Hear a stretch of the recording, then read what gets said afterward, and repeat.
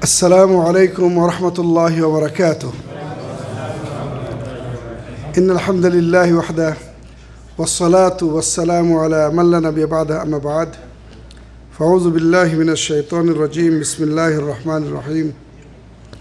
واعتصموا بحبل الله جميعا ولا تفرقوا. উপস্থিত সম্মানিত মাশায়েখ, সভাপতি পূর্বাঞ্চল জেলা জমিয়ত আহলে হাদিস এবং উপস্থিত জমিয়ত আহলে হাদিস রিয়াদ অঞ্চলের আমাদের বিভিন্ন শাখার সভাপতি, সেক্রেটারি, কোষাধ্যক্ষ এবং সদস্যবৃন্দ, আমি বেশি সময় নেব না। আমি শুধু আজকে একটা প্রশ্ন করব আপনাদেরকে। সে প্রশ্নটা হলো এই যে বিগত 5 মাস ধরে রিয়াদ জমিয়ত আহলে হাদিসের প্রতিটি কর্মীর মধ্যে একটা প্রশ্ন ছিল যে কেন রিয়াদ জমিয়ত আহলে হাদিসকে ভেঙে দিয়ে একটি আহ্বায়ক কমিটির উপর ন্যস্ত করা হলো, এবং আদৌ কি আমরা রিয়াদ জমিয়তে আহলে হাদিসের পূর্ণাঙ্গ কমিটি পাবো কি না? কি এরকম একটা প্রশ্ন ছিল না নিজেদের ভিতরে? এটা জরুরি না বলে আমি কি করে বুঝবো? আমার কথার সাথে কি আপনারা একমত না দ্বিমত? একমত? আলহামদুলিল্লাহ। আপনারা দীর্ঘক্ষণ ধরে যে পর্যালোচনামূলক কথা শুনে আসছেন আমাদের প্রতিনিধিদের কাছ থেকে, শুরু থেকেই আমরা শুরু করেছি আমাদের শাখার বিভিন্ন দায়িত্বশীলদের নিকট থেকে। এরপরে আমরা কথা শুনেছি আমাদের সম্মানিত শেখ মাশায়েখদের কাছ থেকে, এবং আমরা শুনেছি আমাদের সম্মানিত সভাপতি শেখ আজমাল হাফিজাহুল্লাহর কাছ থেকে। আসলেই আমাদের সম্মানিত শেখ ডক্টর সোহেল হাফিজাহুল্লাহ তিনি যেটা বলেছেন যে সিস্টেম অনুযায়ী পূর্ব জেলা জমিয়তে আহলে হাদিসের সভাপতি, ওনার কথা একবারে একমত। তবে আমি যেটা মনে করি সেটা হলো আজকের এই অনুষ্ঠানটি হচ্ছে মূলত দ্বিতীয় অনুষ্ঠান। কি অনুষ্ঠান? প্রথম অনুষ্ঠান হয়েছে গত শনিবারের দিন আপনাদের রিয়াদেরই আল খালেদিয়া পার্কে। সেখানে আমরা সভাপতি হয়েছিলাম আজকে আমাদের যে শাইখরা উপস্থিত আছেন তাদেরকে নিয়ে। ঠিক আছে? আপনারা কি বুঝতে পারছেন কথাটা? সেখানে আমরা প্রস্তাবনা করি যে আমরা অতি শীঘ্রই আগামী বৃহস্পতিবার আমাদের রিয়াদ প্রতিনিধিদেরকে নিয়ে আমরা একটি বসবো এবং তাদের কাছ থেকে মন খুলে কিছু কথা শুনবো।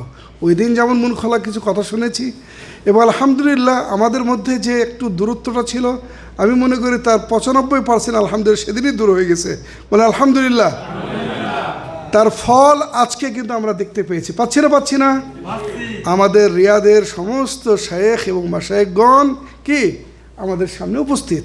তার মানে ইনশাআল্লাহ আমি মনে করি, তার সাথে সাথে আপনারাও মনে করেন যে আমাদের মাঝে আর কি নাই, কোনো দূরত্ব না শায়েখদের মাঝে আছেন না আমাদের ভাইদের মাঝে আছে নাকি? যদি আমাদের মাঝে দূরত্ব থাকে, যারা মনে করে দূরত্ব আছে তারা একটু হাত উঠান তো দেখি সাহস করে, যে আমাদের মাঝে এখনো দূরত্ব আছে যার কারণে আমরা পিছিয়ে আছি। যদি সাহস থাকে, কারণ সংগঠন করতে হলে সাহস লাগে। কি লাগে? সাহস লাগে, স্বচ্ছতা লাগে, টেকনিক লাগে, এবং ছাড় দেওয়ার মন মানসিকতা থাকতে হয়। তার সাথে সাথে সংগঠনটাকে কিভাবে সামনে নেওয়া যায় সেজন্য নিজেকে ছোটও করতে হয়। রাইট? মান তাওয়াযা লিল্লাহ রাফাআহুল্লাহু দারাজা। আপনাদের সবারই বক্তব্য শুনেছি, এবং কিছুক্ষণ আগে শেখ যেটা বলছিলেন যে আমি লেখায় ব্যস্ত, আসলে লেখায় ব্যস্ত ছিলাম না। আমি একটা নোট তৈরি করেছি, প্রায় পয়েন্ট আছে এখানে 30টি। কতটি? 30টি পয়েন্ট। সুতরাং আজকের অনুষ্ঠানটি মূলত এটাকে বলা হয় রাস্তা তৈরি।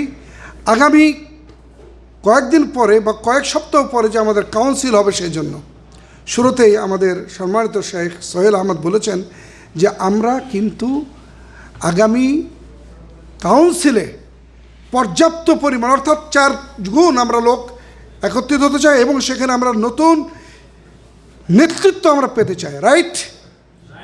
এবং তিনি কথা একটা বলেছেন যে যদিও কথাটার ভাষাটা একটু ভিন্নতা ছিল, আমি এক্সপান্স করছি, সেটা হলো যে যখন আমরা কেউ দীর্ঘদিন কোনো একটা পদে থাকি তখন আমাদের মধ্যে একটু অলসতা চলে আসে। আমি এটাই বলবো, কি বলবো, একটু ধীর গতি চলে আসে। এজন্য সাংগঠনিক সিস্টেম হচ্ছে এই যে প্রত্যেকটা ক্ষেত্রে আমার এই মেসেজগুলি আপনাদেরকে দেওয়ার অর্থই হচ্ছে আপনাদের মাধ্যমে যারা অন্যান্য কর্মীরা আছেন এবং যারা নিয়মিত, যেটা আলোচনায় আসছে যে আমাদের নিয়মিত বৈঠক হয় না, যে বৈঠক না হওয়ার কারণে আজকে আমাদের এই করুণ পরিণতি।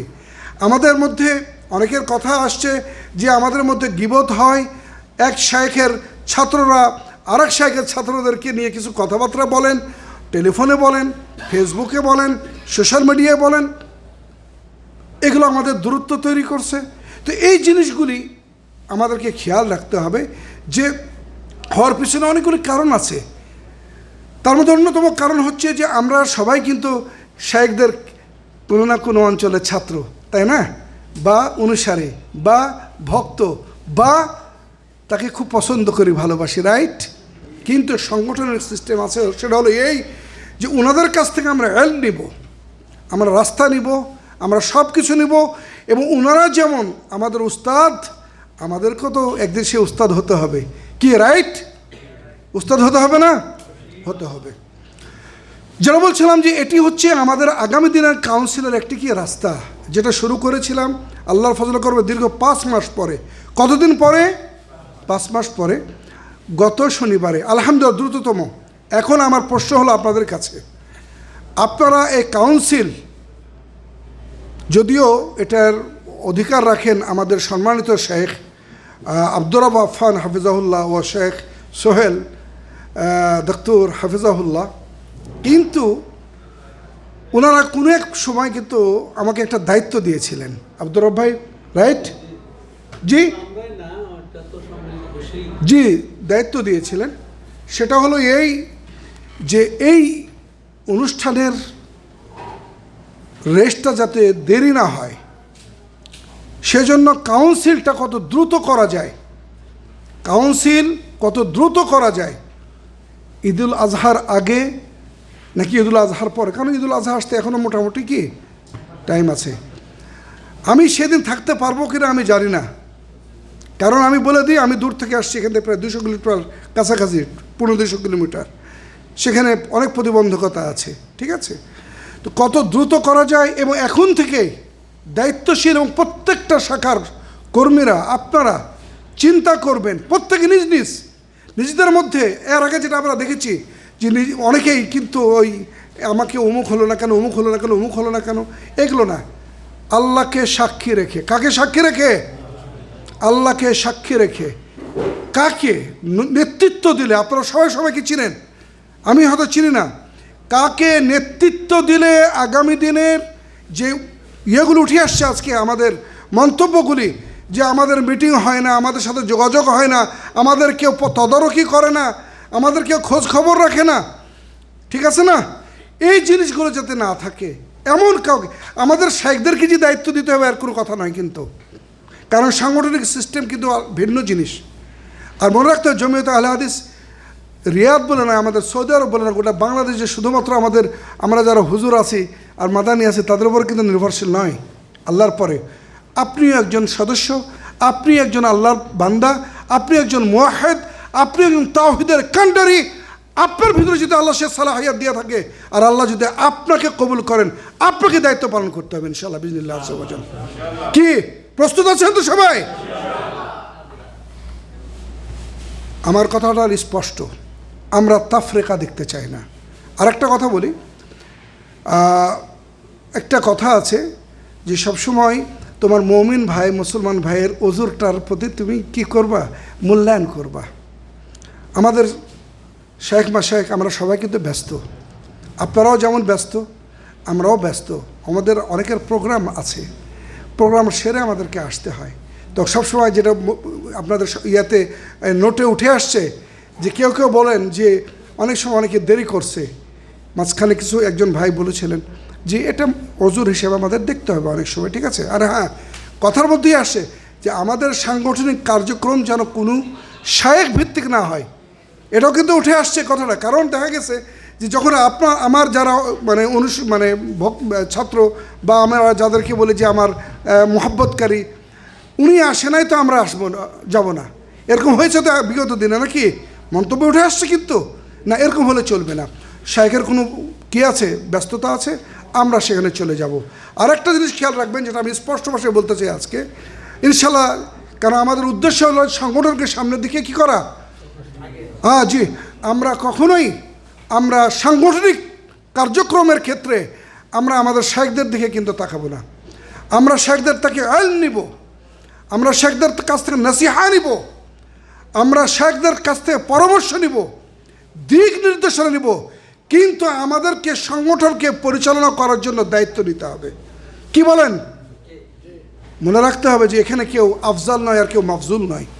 হ্যাঁ, ইলম আছে, তার অর্থ এ নয় যে আমি সাংগঠনিক কার্যক্রমে আমি কি মাশাআল্লাহ পরিপক্ক, আমি কেন, এটা তো আসে আল্লাহর পক্ষ থেকে। মাশাআল্লাহ আপনাদের প্রত্যেকটা শাখাতে সভাপতি আছেন, সেক্রেটারি আছেন, কোষাধ্যক্ষ আছেন, এবং আপনাদের 11 কমিটি 13 কমিটি বা 17 কমিটির সদস্য আছেন, তাই না? সদস্য আছেন। আপনাদের মধ্যে সেই অ্যাবিলিটি তৈরি করতে হবে এখন থেকে। আর একটা কথা বলি আমাদেরকে, সেটা হলো এখন থেকে প্রত্যেকটা সদস্য বাধ্যতামূলক জমিয়তে আহলে হাদিস বাংলাদেশের গঠনতন্ত্র কিন্তু মুখস্থ করতে হবে। রাজি আছেন? যারা রাজি আছেন হাত উঠান। আল্লাহুম্মা শাহাদ, আল্লাহুম্মা শাহাদ, আল্লাহুম্মা শাহাদ। যদি এই সংগঠনের গঠনতন্ত্রটাকে একটু আমরা পড়তে পারি, মুখস্থ করতে পারি, এবং এটাকে part by part, word by word যদি আমরা একটু ক্ষুদ্র জ্ঞানী, যার যতটুকু জ্ঞান আছে সেখানে যদি বিশ্লেষণ করি, তাহলে দেখবেন আল্লাহ রাব্বুল আলামিন যে সংগঠনের আমাদেরকে চলার জন্য তৌফিক দান করেছেন, আল্লাহ জান্নাতের রাস্তা আপনার চোখের সামনে আপনি দেখতে পাবেন ইনশাআল্লাহ আজিজ। বর্তমান প্রেক্ষাপটে যদি সরাসরি জাহান্নামের রাস্তা দেখার পরও কেউ বলতে পারে, ওই পথে চলার পরও যদি বলতে পারে যে আমরা জান্নাতি, তাহলে আমরা কেন বলতে পারি না তাওহীদের উপর প্রতিষ্ঠিত থেকে যে আলহামদুলিল্লাহ জমিয়তে আহলে হাদিস বাংলাদেশের প্রতিটি পদক্ষেপ এবং রাস্তা হচ্ছে জান্নাতের। সুবহানাল্লাহ। সৌভাগ্য আমাদের যে আল্লাহ রাব্বুল আলামিন কালিমাতুত তাওহীদের পতাকা তলে আমাদেরকে একত্রিত করেছেন। আমাদের মূল মন্ত্রই কিন্তু কালিমাতুত তাওহীদ, লা ইলাহা ইল্লাল্লাহু মুহাম্মাদুর রাসূলুল্লাহ। আমি আর বেশি কিছু বলবো না, আর ছোট্ট একটা খালি কথা বলবো, ওয়াদা নেব একটা। সে ওয়াদাটা হচ্ছে জমিয়তে আহলে হাদিস বাংলাদেশের অনেকের দিকে একটা বিষয়ে আঙ্গুল তোলা হয়, ইসলাম জাহেরাতান ও বাতেনাতান। জাহেরান মানে কি, আপনার যা আমি দেখতে পাবো আরেকজন দেখবে, তার যে বেশভূষা, এটার উপর যেমন সবচেয়ে বেশি গুরুত্ব দিয়েছে, বাতেনে আমল তো আল্লাহ রাব্বুল আলামিন দেখবেন। 1 মিনিট প্লিজ, একটু পরে, তারপরে, ঠিক আছে। আমরা যেটা আমাদেরকে বলা হয়, সমালোচনা করা হয় এবং আঙ্গুল তুলে যে আপনারা দাবি করেন যে আপনারা নির্ভেজাল কোরআন এবং সহিহ হাদিসের অনুসারী, তা আপনাদের মধ্যে তো আমলে অনেক ত্রুটি আছে, জাহেরি আমলে ত্রুটি আছে। কে বলতে পারেন সে জাহেরি আমল কি? মাঝখান থেকে বলবেন, মাঝখান থেকে কে বলতে পারে জাহেরি আমলে আমাদের ত্রুটি আছে? আল্লাহ রাসূল সাল্লাল্লাহু আলাইহি ওয়াসাল্লামের একটি হাদিসকে আমরা সারাহাত অমান্য করছি, যেটা কাবিরা গুনাহ, পাপ। সেটি হচ্ছে আমরা দাড়ি ছোট রাখি।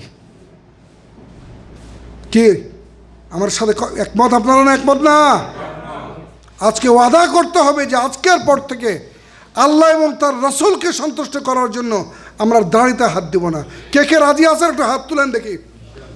যারা রাজি আছেন হাত তুলেন। এখানে ইয়ার কি বলে আপনার ওই যে ইয়ার কোনো ইয়ে নাই, যে মনোরক্ষার কোনো কিছু নাই।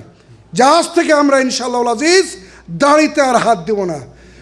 রাসূলুল্লাহ সাল্লাল্লাহু আলাইহি ওয়াসাল্লামের সে কথাকে পালন করে রাসূল বলছেন, আফুল লুহা আতরুকুল লুহা, দাড়ি ছেড়ে দাও, লম্বা করে দাও, দাড়িতে হাত দিবে না। এটা আপনার জাহিরি আমল। মনে রাখবেন দাড়ি এমন একটি আমল যে আমল নিয়ে আপনি জান্নাতে চলে যাবেন ইনশাআল্লাহ আজিজ। মৃত্যুর সময় একটি আমল আপনার সাথে যাবে বাজাহের, সেটা হলো আপনার দাড়ি। মহান রব্বুল আলামিন কখন কোন আমলের জান্নাতে দেবেন তিনি ভালো জানেন, কিন্তু হতে পারে আপনি এটাই বলতে পারবেন, ইয়া আল্লাহ, আপনার রসুলের একটা সুন্নাতকে আমি গোটা মানুষকে পরোয়া করিনি, বউ বাচ্চাকে পরোয়া করিনি, কাউকে পরোয়া না করে আমি আপনার সন্তুষ্টের জন্য রেখেছি। ইয়া রব্বুল আলামিন, আপনি আমাকে কি করবেন? মাফ করে দিবেন। আল্লাহ ইনশাআল্লাহ শুনবেন ইখলাসের সাথে। ওয়াদা করেছি তো আজকে ইনশাআল্লাহ জমিয়তে আহলে হাদিস বাংলাদেশের কোনো কর্মী যেন আজ থেকে দাড়িতে আমরা হাত না দিই। এটা হলো বাজাহের আমল, বাতেন ফাহিসাবুকুম আলাল্লাহ আজ্জা ওয়াজাল। আপনার জাহের যদি ঠিক হয়ে যায়, বাতেন অটোমেটিক ঠিক হয়ে যাবে ইনশাআল্লাহ আজিজ। সুতরাং আজকের কথা থেকে আমরা জানতে পারলাম আমাদের মধ্যে আর কোনো বিভেদ কি বিভেদ আছে? আরেকটা মন্তব্য আসছে, যদি কখনো কেউ সমালোচনা করে কাউরি, অনেক কথা আসছে, অনেকে বলে যে সংগঠন পরিবারতন্ত্র হয়ে গেছে, মুখ চেনা চিনায় অনেককেই সংগঠনের দায়িত্ব দেওয়া হয় না। আবার অনেকে বলে যে উনি উমুক দায়িত্ব, উমুক না, এগুলো না। আমরা যারা মনে করি এটা ইসলাম প্রদত্ত একটি বিধান যে অমুক শায়েখ, অমুক ব্যক্তির ত্রুটি আছে, সবার সামনে অপমান না করে একটু টেলিফোন করে অথবা বাসায় একটু দাওয়াত দিবেন, আপ্যায়ন করবেন, এরপর মাথায় হাত বুলিয়ে সুন্দরভাবে বলবেন যে ভাই আদ-দীন ওয়ান নাসিহা, এটা ইসলামের একটা নীতি, সবার জন্য, আইম্মাতুল মুসলিমিন থেকে সবার জন্য এটি, এই কাজটা আমরা করবো ইনশাল্লাহ, ঠিক আছে? কিন্তু ওই যে কি সোশ্যাল মিডিয়া, চাহে গ্রুপ হোক, চাহে ফেসবুক হোক, চাহে মেসেঞ্জার হোক, এভরিথিং আমরা আজকে প্রতিজ্ঞা করব, আজ থেকে আমরা কাউরি সমালোচনা উজ্জ্বলভাবে হোক বা ডাইরেক্টলি হোক, ডাইরেক্ট অথবা ইনডাইরেক্ট, আমরা যেন কাউরি চরিত্র হরণ, কাউরি আমানত দিয়ানত, তাদের কোনো সংশয় এবং ভাষাগত দিক দিয়ে আমরা যেন বিরত থাকি। কি বলেন? কারণ এগুলো তাফরিকার শেখদের আলোচনা থেকে এই জিনিসগুলো কিন্তু উঠে এসেছে, আর এগুলো হচ্ছে মেন পয়েন্ট আমাদের দূরত্ব তৈরি হওয়ার। তা আশা করছি ইনশাআল্লাহ খুব শীঘ্রই আমরা রিয়াদ একটা সুন্দর কমিটি পাবো, বিজনিল্লাহ পাবো তো ইনশাআল্লাহ। আমাদের মাঝে আর কোনো ভেদাভেদ নাই তো, ভুল বুঝাবুঝি নাই তো ইনশাআল্লাহ। আমার একটা নাম্বার আছে 050-264-3935। যদি কোনো ব্যক্তি আমাদের এই সংগঠনের আপনারা মনে করেন যে তার কোনো অভিযোগ আছে বা তার কোনো কাউরি ব্যাপারে মন্তব্য আছে, তাহলে আমার এই নাম্বারে পেয়ে যাবেন, সবার কাছে আছে। মেহরবানি করে আমার সাথে একটু কল দিবেন পরিচয় দিয়ে। 050-264-3935 050-264-3935। ইনশাআল্লাহ লিল্লাহি আপনাদের পাশে ইনশাআল্লাহ পরামর্শ হলেও দাঁড়াবো ইনশাআল্লাহ বিজনিল্লাহ। তারপরেও আমরা চাইবো আমাদের ভাইদের মধ্যে, আমাদের মধ্যে যেন কোনো তাফরিকা না থাকে ইনশাআল্লাহ। ওয়া আখির দাওয়ানা আলহামদুলিল্লাহ আলামিন। আসসালামু আলাইকুম ওয়া রাহমাতুল্লাহি ওয়া বারাকাতুহু। মাশাআল্লাহ তাবারাকাল্লাহ। আমরা সকলের এই পরিচয় পর্ব আমরা সেরেছিলাম শুরুতেই, পরে এসেছিলেন রওজা শাখার দুইজন দায়িত্বশীল, একটু কষ্ট করে একটু